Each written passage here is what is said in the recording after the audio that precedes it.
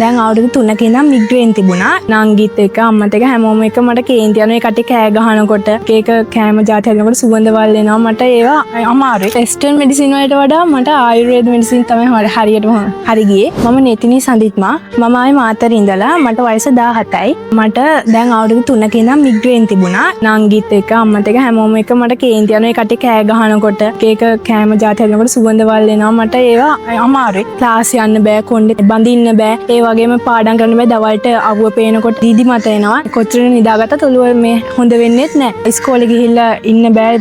ඒ වැඩ කරගන්න බෑ. ඕ ලෙවල් කරගන්නකොට ඒ පාඩම් වැඩ කරන්න හරිම අමාරුයි. දවල් කාලේට වැඩ කරන්න බෑ. දවල්ට නිදාගෙන රැයට තමයි පාඩම් කරන්නේ. රැයට පාඩම් කරන්නේ ඔළුවට යන්නේ නෑ. ඊට පස්සේ දවසේ ඉස්කෝලේ ක්ලාස් යනකොට නිදි මත. ඉතින් කිසිම වැඩක් කරගන්න වෙන්නේ නෑ හරියට. AC වල ඉන්න බෑ. ක්ලාස් වල ගිහිල්ලා පොනිටෙල් එකක් දාගෙන ක්ලාස් යන්න බෑ. ඒ වගේ ගොඩක් ඉතින් අමාරු තිබුණා.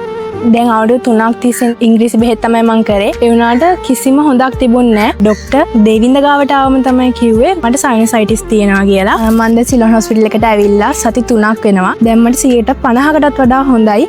ගොඩක් දුර ඉඳන් ආවත් හිතුව ප්‍රතිඵලයක් තියෙයි කියලා. ඒ නිසා තමයි ආවේ. ඒතරම හොඳ ප්‍රතිඵලයක් තිබුණා. වෙස්ටර්න් මෙඩිසින් වලට වඩා මට ආයුර්වේද මෙඩිසින් තමයි හරියටම හරි ගියේ. ડોක්ටර්ගේ සර්විස් එක හරිම හොඳයි.